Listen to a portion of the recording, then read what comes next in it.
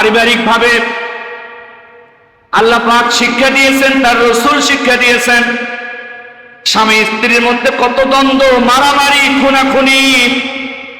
কোন পরিবারে স্বামী স্ত্রীকে খুন করছে, কোন পরিবারে স্ত্রী আবার লোক ভাড়া করে স্বামীকে খুন করছে। মাঝে মাঝে এই ঘটনাগুলো আমরা দেখতে পাচ্ছি।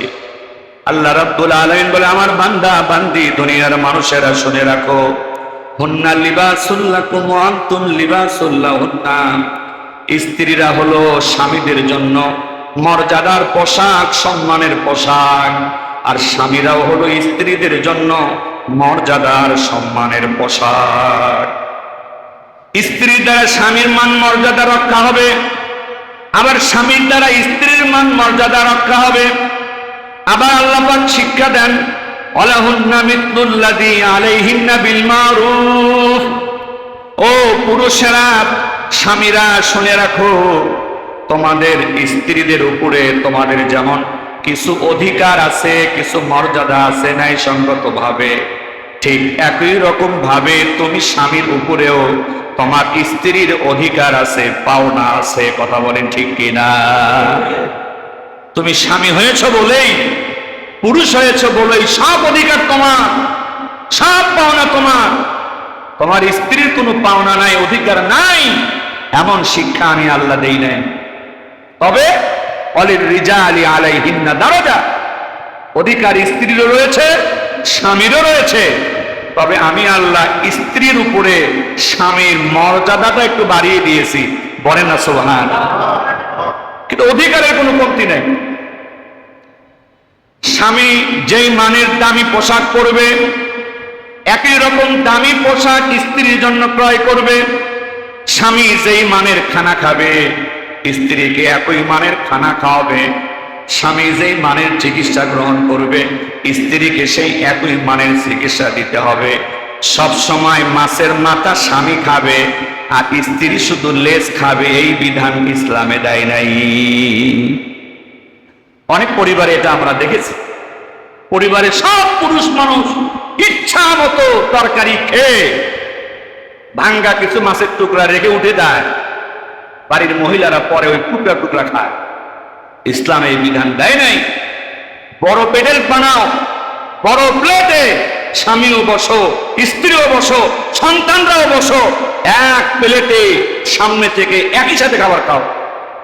স্বামী আগে আর বউ পরে, এই বিধান ইসলাম দেয় নাই। একসাথে খাও, এক প্লেটে খাও, এক মাস ভেঙে খাও।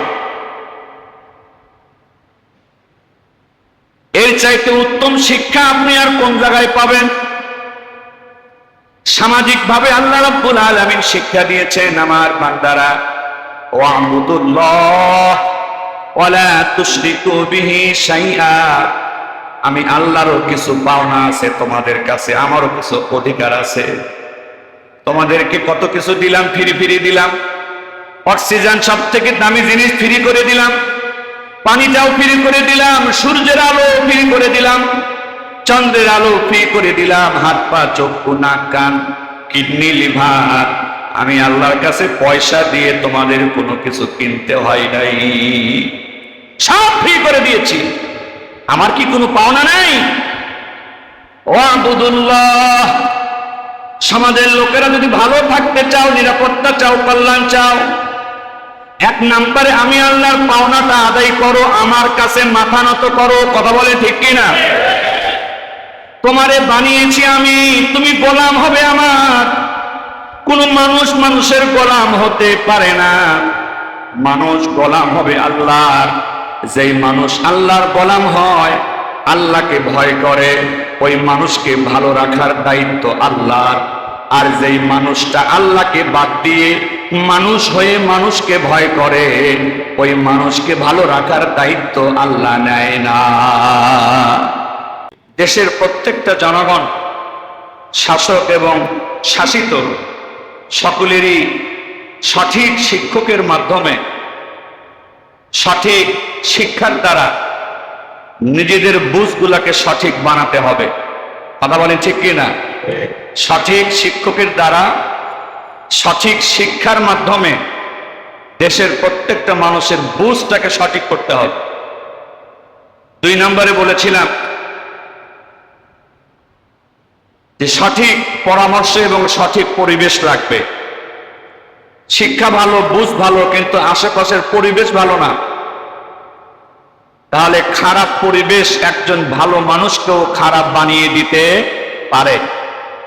বুঝ ঠিক ছিল, শিক্ষা ঠিক ছিল, কিন্তু ভালো পরিবেশ পাচ্ছে না, সঠিক বুঝের মানুষও খারাপ পরিবেশের কারণে খারাপ হয়ে যেতে পারে।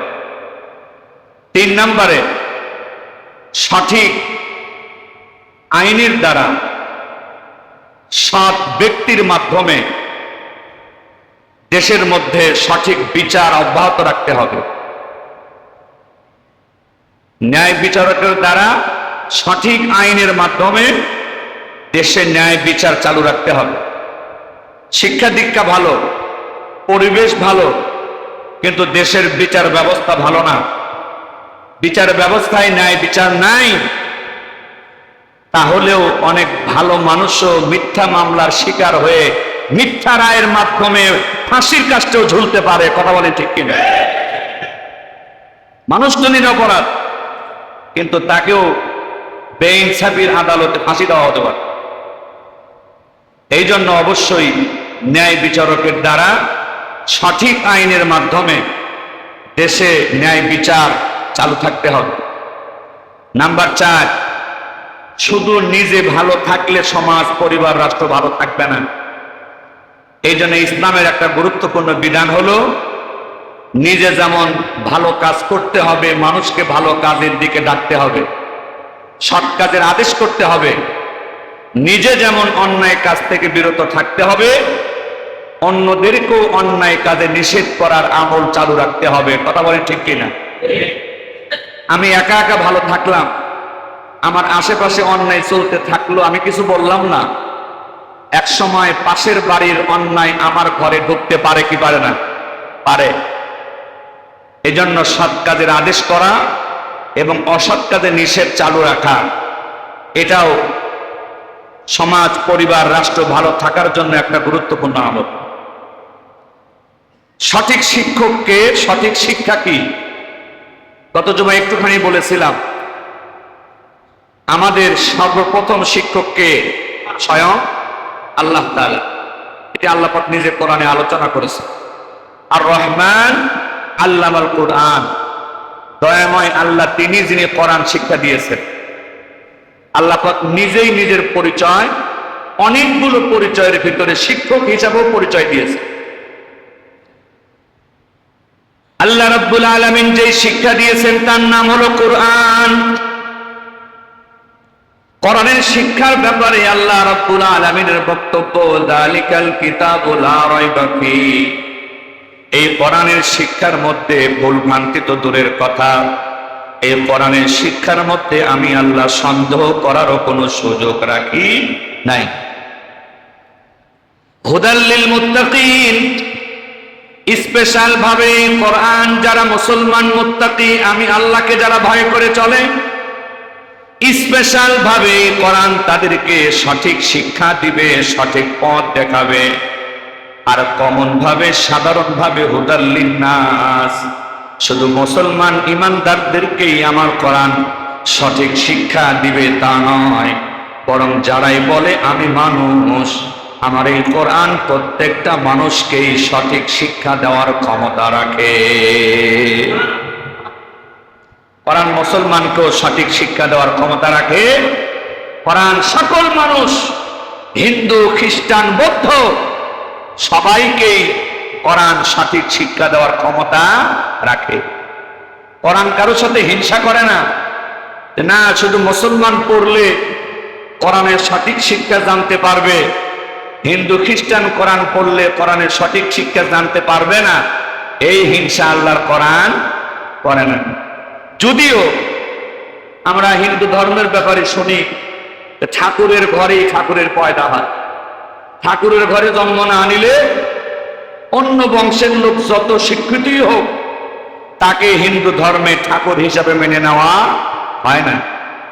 ইসলাম এই বিধান রাখে নাই। চোরের ঘরের কোন সন্তানও যদি কোরআন পড়ে, হাদিস পড়ে,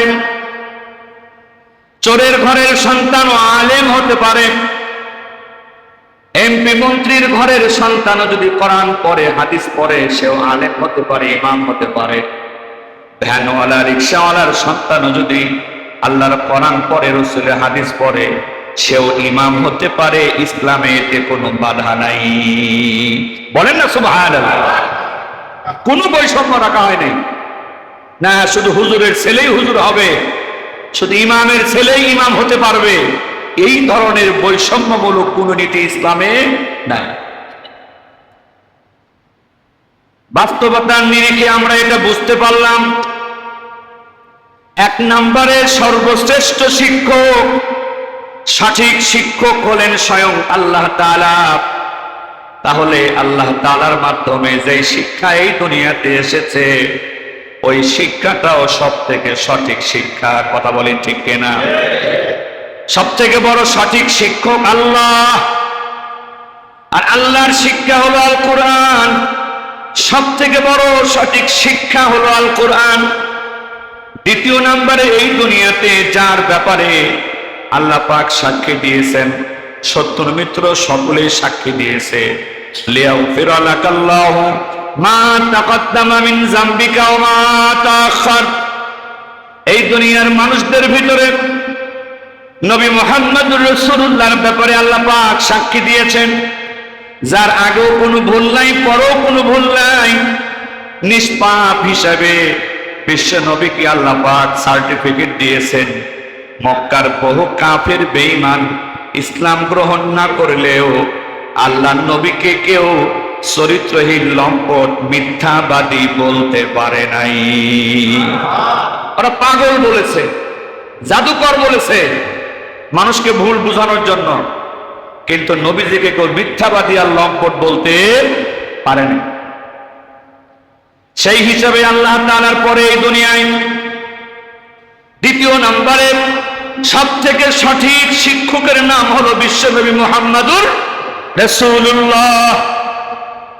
আর রাসূলুল্লাহর মাধ্যমে যে শিক্ষা আমরা পেয়েছি, এই শিক্ষার নাম হলো সুন্নাতে রাসূল। আল্লাহ রসুলের সুন্নাত, আল্লাহ রসুলের আদর্শ, যেটাকে আরেকটি ভাষায় আমরা হাদিস বলে থাকি। কোরআন ডাইরেক্ট আল্লাহর শিক্ষা, আর হাদিসে নববী, রাসূলুল্লাহর বাণী, হাদিস, এইটা দ্বিতীয় পর্যায়ে এই দুনিয়ার সব থেকে সঠিক শিক্ষা। এর মধ্যে কি কারো কোনো সন্দেহ আছে? সন্দেহ থাকলে ঈমান থাকবে না। বাস্তবতাও তাই, বাস্তবতাও তাই। আল্লাহর কোরআন এবং রাসূলের হাদিস যেমন মানুষের অধিকার, সম্মান, মর্যাদার কথা বলেছে, আল্লাহর কোরআন রাসূলের হাদিস যেমন মুসলমানের মর্যাদার শিক্ষা দিয়েছে, একই রকম ভাবে এই কোরআন রাসূলের হাদিস হিন্দু, খ্রিস্টানের এই দুনিয়াতে তাদেরও যে অধিকার, হক, পাওনা, সেই শিক্ষাও ইসলাম দিয়েছে। বলেন না সুবহানাল্লাহ। কোরআনে রাসূলের হাদিসে একজন হিন্দু, খ্রিস্টান, বৌদ্ধ এই দুনিয়াতে আমার আপনার কাছে কেমন ব্যবহার পাবে সেই শিক্ষাও দেওয়া হয়েছে, যদিও তারা এই কোরআন মানেই না। রাসূলুল্লাহর হাদিসে এই দুনিয়াতে একজন কাফের বেঈমান সেও কতটুকু নিরাপত্তা পাবে, অধিকার পাবে সেই শিক্ষা দেওয়া হয়েছে। মানুষের অধিকার শিক্ষা দেওয়া হয়েছে। আবার গরু, ছাগল, হাঁস, মুরগি, শুকুর, কুকুর, গর্তের পিপিলিকা থেকে সমুদ্রের মাছ, তাদেরও এই দুনিয়াতে কতটুকু অধিকার সেই শিক্ষাও আল্লাহর শিক্ষা কোরআনে, রাসূলের শিক্ষা হাদিসে দেওয়া হয়েছে। বলেন না সুবহানাল্লাহ। কারো ব্যাপারে ইসলামে আলোচনা বাদ দেওয়া হয় নাই, কারো অধিকার সম্মানের ব্যাপারে আলোচনা বাদ দেওয়া হয়। কিন্তু দুঃখজনক হলো আমরা কোরআনটাও শিখতে পারি নাই, রাসূলুল্লাহর হাদিসটাও শিখতে পারি নাই। যাও শিখেছি নাম কাওয়াস্তে, শুদ্ধভাবে একটা আয়াতও শিখতে পারি নাই অনেকে। কোরআনের শিক্ষায় আল্লাহ রাব্বুল আলামিন একজন ব্যক্তিকে ভালো থাকার জন্য কি শিক্ষা দিয়েছেন? আল্লাহ রাব্বুল আলামিন বলেন, ওয়াল আসরি, সময়ের কসম, ইন্নাল ইনসানা লাফি খুসর, অবশ্যই নিশ্চয় প্রত্যেকটা মানুষ ক্ষতির মধ্যে আছে, বিপদের মধ্যে আছে, সব মানুষ। তবে যারা চারটা আমল করবে, যাদের মধ্যে চারটা গুণ থাকবে, তারা ক্ষতি থেকে বেঁচে যাবে। ইল্লাল্লাযীনা আমানু, যারা তাদের ঈমানটাকে ঠিক রাখবে, বিশ্বাস ঠিক রাখবে। ওয়া আমিলুস সলিহাত, যেই ব্যক্তিরা সৎ আমল করবে, নেক আমল করবে। ওয়া তাওয়াসাউ বিল হাক্কি, যেই মানুষরা মানুষকে সত্যের দিকে ডাকতে থাকবে। ওয়া তাওয়াসাউ বিস সাবরি, যেই মানুষরা মানুষকে ধৈর্যের দিকে ডাকতে থাকবে। এক নাম্বার ঈমান ঠিক রাখবে, দুই নাম্বারে আমল ঠিক রাখবে, তিন নাম্বারে বিশেষভাবে মানুষকে সত্যের দিকে ডাকবে, চার নাম্বারে বিশেষভাবে মানুষকে ধৈর্যের দিকে ডাকবে। আল্লাহ পাক বলেন ওই মানুষটাকে আমি আল্লাহ নিজে ক্ষতি থেকে বাঁচায়া রাখবো। আল্লাহর হাবিব বর্ণনা করেছেন, তোমাদের মধ্যে ওই ব্যক্তিটাই সব থেকে বেশি মর্যাদা রাখে, সম্মান রাখে। তোমাদের মধ্যে ওই লোকটারই দাম বেশি, মর্যাদা বেশি, যেই লোকটার চরিত্র তোমাদের মধ্যে সব থেকে বেশি ভালো। যার নিজের চরিত্র সব থেকে বেশি ভালো, তার চেহারা কালো না সে ভ্যানওয়ালা না সে ধনী মানুষ, সেটা বিষয় নয়। যার চরিত্র যত বেশি ভালো, ওই লোকটার দামটাই আমার আল্লাহর কাছে সব থেকে বেশি। বলেন না সুবহানাল্লাহ। হাসরের ময়দানে যেই আমলের ওজন সব থেকে বেশি হবে, তার নাম হলো সৎ চরিত্র। এই ইসলাম মানুষের সাথে হাসি মুখে কথা বলাকে সুন্নাত করে দিয়েছে। বলেন না সুবহানাল্লাহ। টাকা পয়সা দান করলে আপনি যে নেকি পাবেন, সওয়াব পাবেন। আপনি যদি আল্লাহর মাখলুকের সাথে মিষ্টি ভাষায় হাসি মুখে কথা বলেন, আপনার প্রত্যেকটা হাসি মুখে কথা বলার সাথে সাথে আপনার আমলনামায় দান খয়রাত করার নেকি চলতে থাকবে।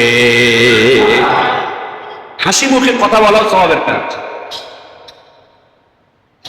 এরপরে পারিবারিক ভাবে আল্লাহ পাক শিক্ষা দিয়েছেন, তার রাসূল শিক্ষা দিয়েছেন। স্বামী স্ত্রীর মধ্যে কত দ্বন্দ্ব, মারামারি, খুনাখুনি। কোন পরিবারে স্বামী স্ত্রীকে খুন করছে, কোন পরিবারে স্ত্রী আবার লোক ভাড়া করে স্বামীকে খুন করছে। মাঝে মাঝে এই ঘটনাগুলো আমরা দেখতে পাচ্ছি। আল্লাহ রাব্বুল আলামিন বলে, আমার বান্দা বান্দি দুনিয়ার মানুষেরা শুনে রাখো, হুন্না লিবাসুল লাকুম ওয়া আনতুম লিবাসুল লাহুন্না। স্ত্রীরা হলো স্বামীদের জন্য মর্যাদার পোশাক, সম্মানের পোশাক, আর স্বামীরাও হলো স্ত্রীদের জন্য মর্যাদার সম্মানের পোশাক। স্ত্রীর দ্বারা স্বামীর মান মর্যাদা রক্ষা হবে, আবার স্বামীর দ্বারা স্ত্রীর মান মর্যাদা রক্ষা হবে।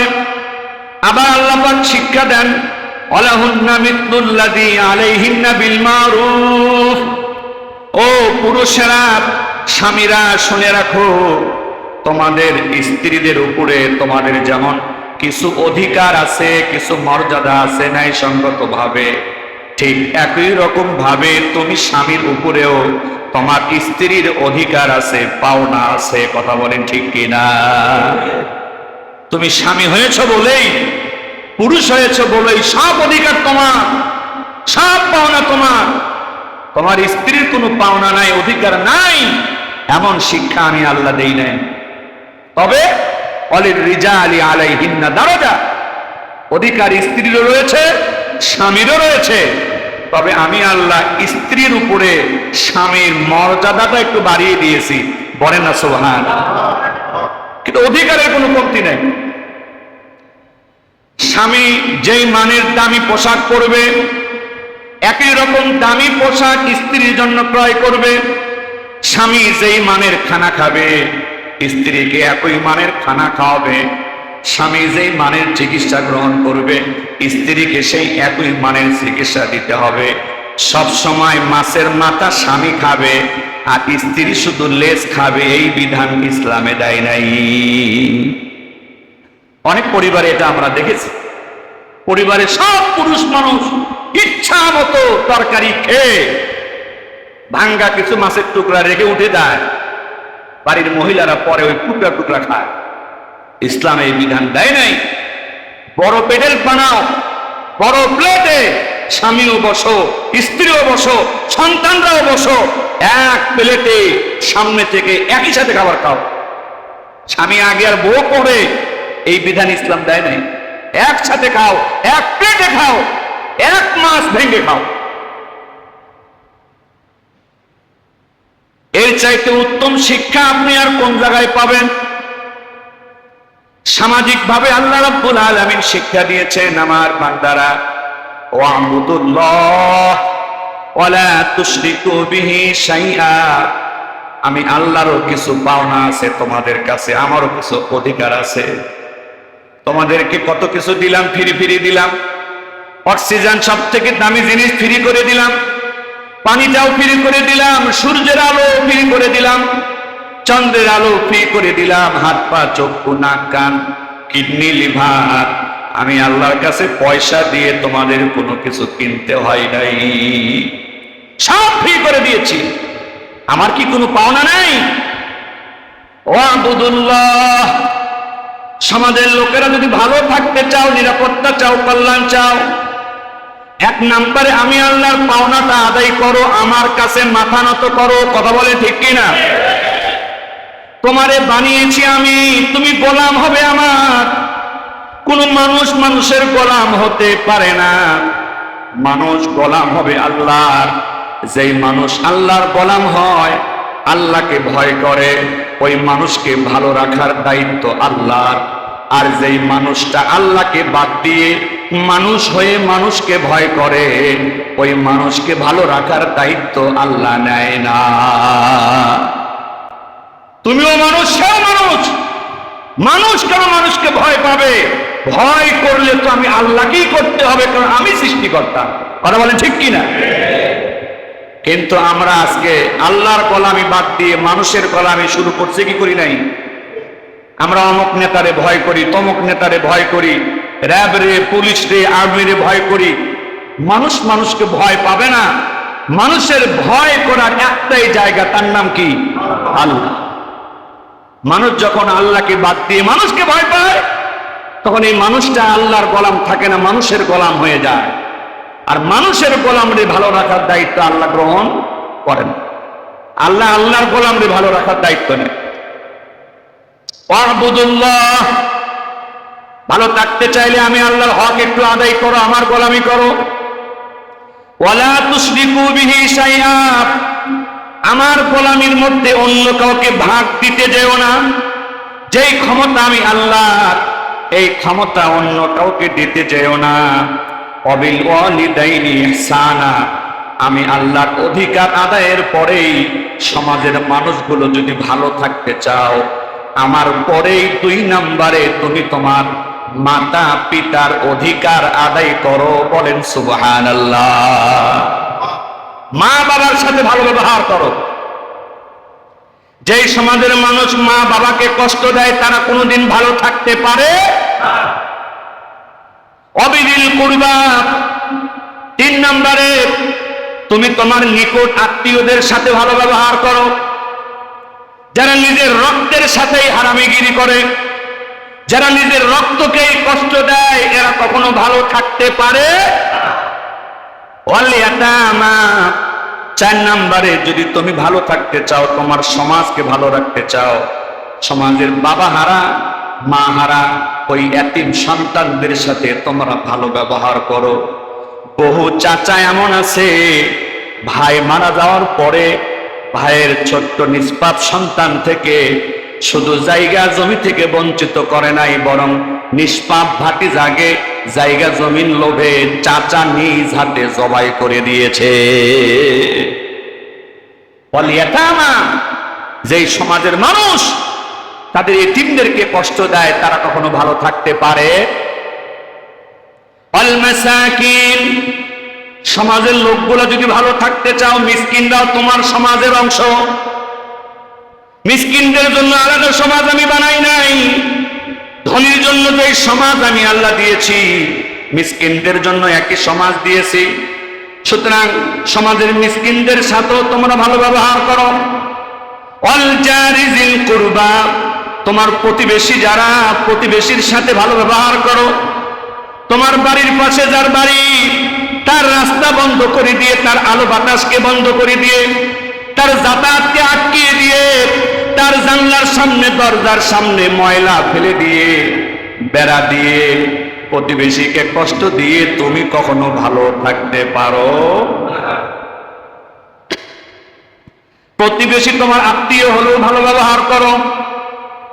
আল জারিল জুনুবি, প্রতিবেশী যদি তোমার আত্মীয় না হয় এরপরও সেই প্রতিবেশীর সাথে ভালো ব্যবহার করো। অস-সাহিবি বিল জামবি, যাদের সাথে তুমি উঠা বসা করো, যাদের সাথে চাকরি বাকরি করো, যাদের সাথে ব্যবসা বাণিজ্য করো, যাদের সাথে ক্ষেত খামার করো, যাদের সাথে তুমি রাজনীতি করো, যাদের সাথে তুমি কাজকর্ম করো, যাদের সাথে তুমি খেলাধুলা করো, তোমার সঙ্গী সাথীদের সাথেও তোমাকে ভালো ব্যবহার করতে হবে। তোমার সঙ্গী সাথীদেরকে কষ্ট দিয়ে তুমি কখনো ভালো থাকতে? চাকরি করতে গিয়ে চেষ্টা করো আরেকজনের চাকরি কেমনে খাওয়া যায়, আরেকজনকে নিচে নামিয়ে তুমি কেমনে উপরে ওঠো সেই ষড়যন্ত্র করো। ব্যবসা করতে গিয়ে এক ব্যবসায়ী আর এক ব্যবসায়ীকে কিভাবে পথে নামানো যায় সেই ষড়যন্ত্র করো। ক্ষেত খামারের কাজ করতে গিয়ে আইল ঠেলতে ঠেলতে আর একজনের জমির মধ্যে তুমি ঢুকে যাও। রাজনীতি করতে গিয়ে পদ আর ক্ষমতার লোভে নিজ দলের লোককে নিজেরা মেরে ফেলো। এইভাবে সঙ্গী সাথীদেরকে কষ্ট দিয়ে তোমরা কখনো ভালো থাকতে পারো? নিজ দলের লোক নিজ দলের লোককে মারে কিনা, হত্যা করে কিনা, একই দলের লোক, অথচ সেই দলের লোককেও মারতে কোনো দ্বিধা করে না। আল্লাহ পাক বলেন যে না, এটা হবে না। সঙ্গী সাথীদেরকে কষ্ট দিয়ে কেউ ভালো থাকতে পারে না। ইবনিস সাবিল, এমনকি রাস্তায় চলতে গিয়ে পথিকদের সাথেও তোমরা ভালো ব্যবহার করো। গাড়িতে উঠেছো, একটা সিটের ভাড়া দিয়েছো, গাড়িতে উঠে এক সিটের ভাড়া দিয়ে তুমি বসেছো বাঁকা হয়ে 2 সিটের জায়গা নিয়ে, হয় কি হয় না? ভাড়া দিয়েছে এক সিটে, বাঁকা হয়ে 2 সিট দখল করে রেখেছে, আর একজনকে বসতে দিচ্ছে না। এটা পথিকদের সাথে ভালো ব্যবহার না খারাপ ব্যবহার? আমার গ্রাম দিয়ে বাহিরের একজন লোক যাচ্ছে, কোনো দোষ নাই, মিশামিশি, এই তুই এরকম করে তাকালি কেন, তুই এরকম করে হাসলি কেন? নিজের এলাকার গরমে বাইরের লোককে মেরে দিল থাপ্পড় একটা। রিক্সায় উঠেছে, ভ্যানে উঠেছে, একটু কথা কম বেশি কিছু একটা হয়েছে, সঙ্গে সঙ্গে একটা থাপ্পড় লাগাই দিল ভ্যানওয়ালার, রিক্সাওয়ালার। আছে কি নাই? আল্লাহ পাক বলে ইবনিস সাবিল, ভালো থাকতে হলে পথিকদের সাথেও তোমাকে ভালো ব্যবহার করতে হবে। বলেন না সুবহানাল্লাহ। পৃথিবীতে আর কোন শিক্ষায় এইভাবে নাম ধরে ধরে সবার অধিকারের কথা বলেছেন পাবেন আর কোন শিক্ষায়? বলেন কোনদিন শুনেছেন? কোরআন আর হাদিস ছাড়া কোন বইয়ে এইভাবে নাম ধরে ধরে মানুষের অধিকারের কথা আপনি পাবেন? কোরআন যত পড়ি তত অবাক হয়ে যায়। আল্লাহ মনে হয় আমার মনের কথাই বলেছেন, আল্লাহ মনে হয় আমার পরিবারের কথাই বলেছেন, আল্লাহ মনে হয় আমার সমাজের কথাই বলেছেন। কোরআন পড়লে মনে হয় আল্লাহ বুঝি আমার রাষ্ট্রের কথাই বলেছেন। কথা বলেন ঠিক কিনা? এইভাবে একের পর এক সব থেকে মহান শিক্ষক আল্লাহ তাআলা, মহান শিক্ষক আল্লাহ রসুল, তাদের মহান শিক্ষার কিতাব কোরআন এবং সুন্নাতে একের পর এক ভালো থাকার ফর্মুলাগুলো বর্ণনা করেছেন। সকলেই বলি আলহামদুলিল্লাহ। এরপরে আপনার ন্যায় বিচারকের মাধ্যমে ন্যায় বিচার দেশে চালু রাখতে হবে। এটা ভালো থাকার জন্য একটা গুরুত্বপূর্ণ বিষয়। আল্লাহ রাব্বুল আলামিন বলেন, ওমান লাম ইয়াহকুম বিমা আনজালাল্লাহ ফাউলাইকা হুমুল ফাসিকুন। ওমান লাম ইয়াহকুম বিমা আনজালাল্লাহ ফাউলাইকা হুমুল যালিমুন। ওমান লাম ইয়াহকুম বিমা আনজালাল্লাহু ফাউলাইকা হুমুল কাফিরুন।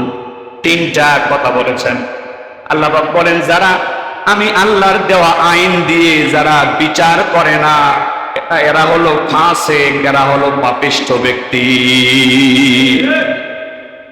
সর্বনিম্ন কথা, যারা আমি আল্লাহর আইন দিয়ে বিচার করে না, এরা যতই নিজেকে হাজি গাজি নামি দামি দাবি করুক, আমি আল্লাহর আইন দিয়ে যারা বিচার করে না, এরা হলো ফাসিক, এরা হলো পাপিষ্ঠ।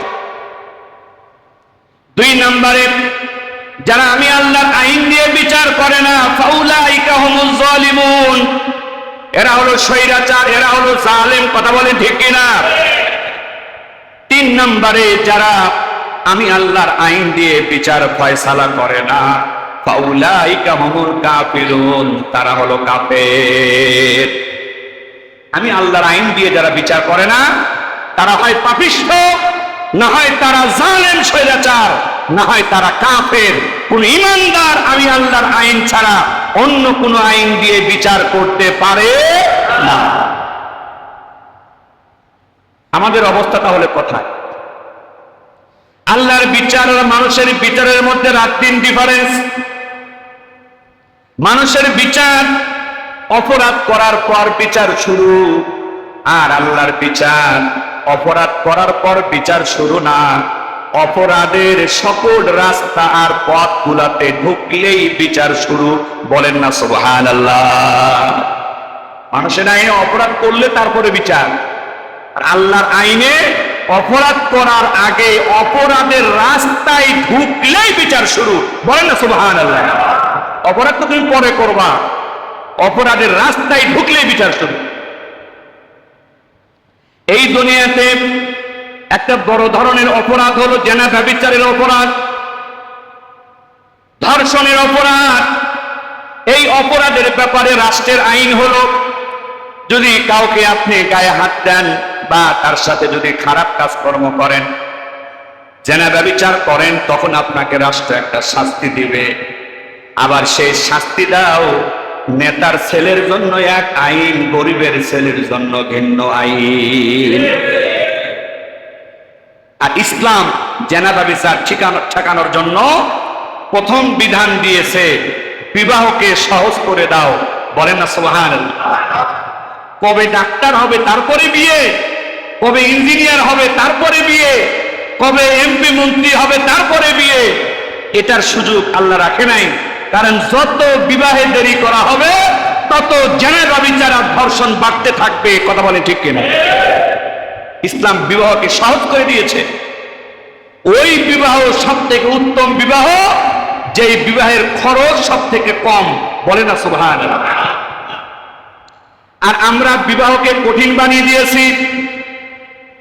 নারীর জন্য 18 বছর, পুরুষের জন্য 21 বছর। 18 বছর লাগে না, 9-10 বছরের মেয়েরাই এখন ঘর থেকে বের হয়ে যায়। বাপ মার মুখে 9-10 বছরের মেয়েরাই স্তনকালী মাখা শুরু করেছে। 18 বছর হওয়ার আগে এমন অবস্থা অনেকে তৈরি করে, বাপ মা সমাজে আর মুখ দেখাতে পারে না, লুকায়া মেয়েটারে বিয়ে দিতে হয়। হয় কি হয় না? ইসলাম এই জন্য বিবাহের বয়স বেঁধে দেয় নাই। ইসলাম ছেড়ে দিয়েছে অবস্থার উপরে। যেই মা বাবা দেখবে বিবাহ না দিলে তার মেয়েকে, তার ছেলেকে ভালো রাখা যাচ্ছে না, এমন অবস্থা তৈরি হয়েছে, বয়স যাই হোক, চাকরি বাকরি করুক আর না করুক, লেখাপড়া শেষ হোক আর না হোক, মা বাবা যদি বুঝতে পারে আমার ছেলে মেয়ে চরিত্র খারাপের দিকে যাচ্ছে, সঙ্গে সঙ্গে মা বাবা নিজ দায়িত্বে বিবাহ করায় দেওয়া হলেও জেনা ব্যভিচার থেকে তাকে বাঁচানোর দায়িত্ব আছে। কথা বলেন ঠিক কিনা? আমি হজ করে আসবো, তারপরে বিয়ে দিব, আমি যাব শরীর পবিত্র করতে মক্কা মদিনায়, আর আমার ছেলে দৈনিক তার দেহটাকে নাপাক বানায় দিবে, কি লাভ হবে? আল্লাহর কাছে কি জবাব দিব?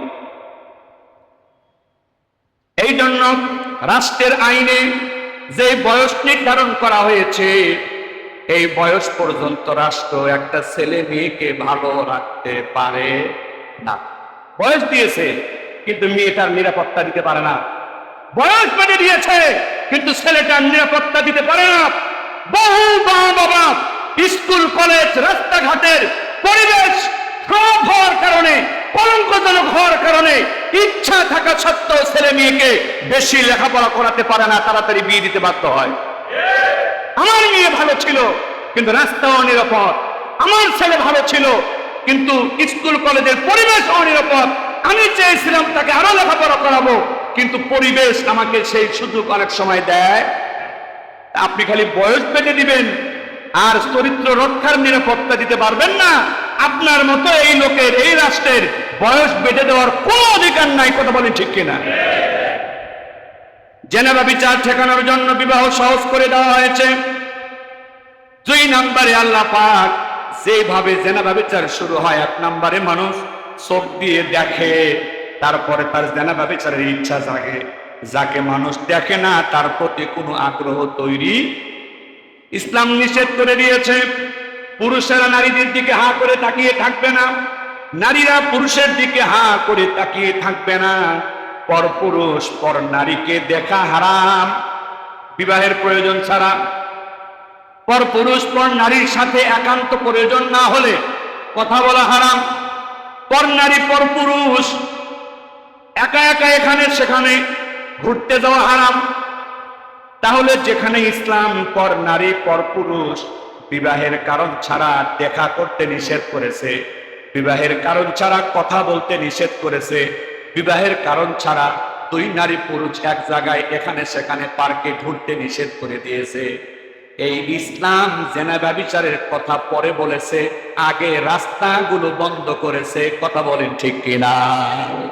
পর নারী পর পুরুষ অবাধ যদি মেলামেশা বন্ধ হয়, পর নারী পর পুরুষ অবাধ যদি কথা বলা বন্ধ হয়, পর নারী পর পুরুষ অবাধে যদি দেখা বন্ধ হয়, পর নারী পর পুরুষ অবাধে যদি এখানে সেখানে একসাথে যাওয়া বন্ধ হয়, জেনেভা বিচার বন্ধ হবে কি হবে না?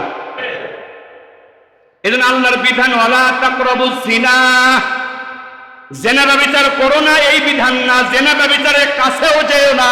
বলেন না সুবহানাল্লাহ। রাষ্ট্র বলে জেনেভা বিচার করো না, আর ইসলাম বলে জেনেভা বিচারের কাছেও। পার্থক্য আছে কি নাই? রাষ্ট্র অবাধে কথা বলার রাস্তা খুলে দিয়েছে, রাষ্ট্র অবাধে একে অপরকে দেখার রাস্তা খুলে দিয়েছে, রাষ্ট্র অবাধে পার্কে গিয়া ডেটিং করার রাস্তা খুলে দিয়েছে, রাষ্ট্র রাষ্ট্রীয়ভাবে অশ্লীল নাচ গান দেখাচ্ছে, রাষ্ট্র রাষ্ট্রীয়ভাবে ব্লু ফিল্ম চালুর ব্যবস্থা রেখেছে। এই রাষ্ট্র কোনোদিন জেনেভা বিচার বন্ধ করতে পারবে না, পারবে না, পারবে না। আপনি সব রাস্তা খুলে দিয়েছেন, বিড়ালের সামনে আপনি মাছ খোলা রেখে দিয়েছেন। এখন বিড়াল যে মাছে কামড় দিয়েছে, এই বিড়াল তুই কামড় দিলি কেন? এটা বিড়ালের প্রতি জুলুম। বিড়ালকে মাছ খাওয়া থেকে বাঁচাতে হলে মাছটা ভালোভাবে একটা জায়গায় ঢেকে রাখতে হবে, যাতে বিড়াল চাইলেই কামড়টা দিতে না পারে। আপনি কামড় দেওয়ার রাস্তা খুলে দিয়েছেন, আপনি ধরার রাস্তা খুলে রেখেছেন, আর বলছেন ধর্ষণ কমে না কেন, কমে না কেন? ব্যাককিলে আইন দিয়ে কখনো আক্কেল তৈরি করা যায় না। চুরি ডাকাত সন্ত্রাসী ছিনতাই নিয়ে আমাদের মাথা খারাপ। চুরি ডাকাতি 2 কারণে হয়। 1 নাম্বার কারণ হলো মানুষ যদি আসলেই অভাবী হয়, যদি আসলেই তার ঘরে ভাত না থাকে, সন্তানদের ক্ষুধার যন্ত্রণা বাবা সহ্য করতে পারে না। অনেক সময় ক্ষুধার তাড়নায় মানুষ চুরি করে, ছিনতাই করে, ডাকাতি করে। যদি ক্ষুধার তাড়নায় কোনো ছিনতাই ডাকাতি হয়, ইসলাম বিধান দিয়েছে দেশের প্রত্যেকটা মানুষ তোমরা সঠিকভাবে যাকাত আদায় করতে থাকো। তোমাদের সম্পদে গরিবের হক যাকাত গরিবদের হাতে হাতে পৌঁছায়া দাও, ফিতরা গরিবদের হাতে হাতে পৌঁছায়া দাও।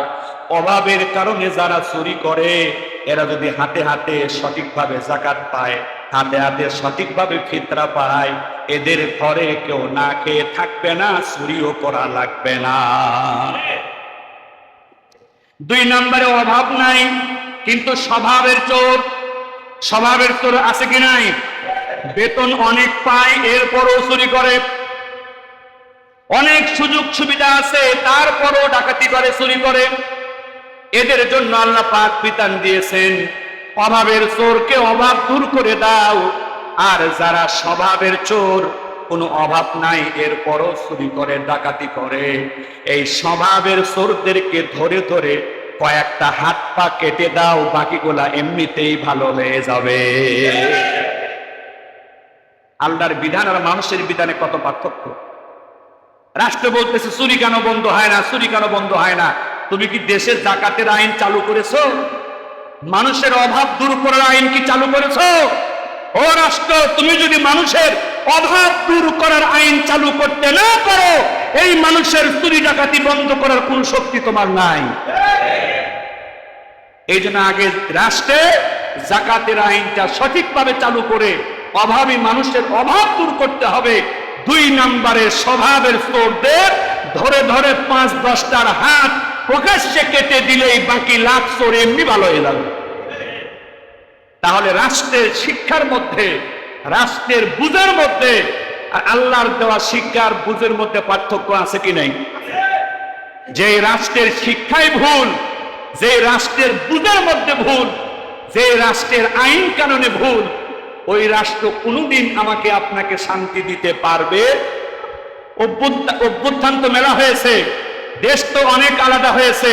ভারতবর্ষ ছিলাম, সেখান থেকে পাকিস্তান হলাম, পাকিস্তান থেকে বাংলাদেশ হলাম, একের পর এক স্বৈরাচার বিদায় হলো, কিন্তু আমাদের দেশে শান্তি প্রতিষ্ঠা মূল কারণটা কোথায়? রাষ্ট্রের শিক্ষায় ভুল, রাষ্ট্রের আইনে ভুল, এবং রাষ্ট্রের যারা পরিচালক তাদের চরিত্রের মধ্যে বড় সমস্যা আছে। আল্লাহ পাক আমাদের সকলকে আমাদের এই প্রিয় রাষ্ট্র, প্রিয় মাতৃভূমি, এটাকে সর্বদিক দিয়ে ভালো করার জন্য রাষ্ট্রের সকল জায়গায় সঠিক শিক্ষা, সঠিক শিক্ষকদের দ্বারা আমাদেরকে পরিচালিত হওয়ার তৌফিক দেন। সকলে বলি আমিন।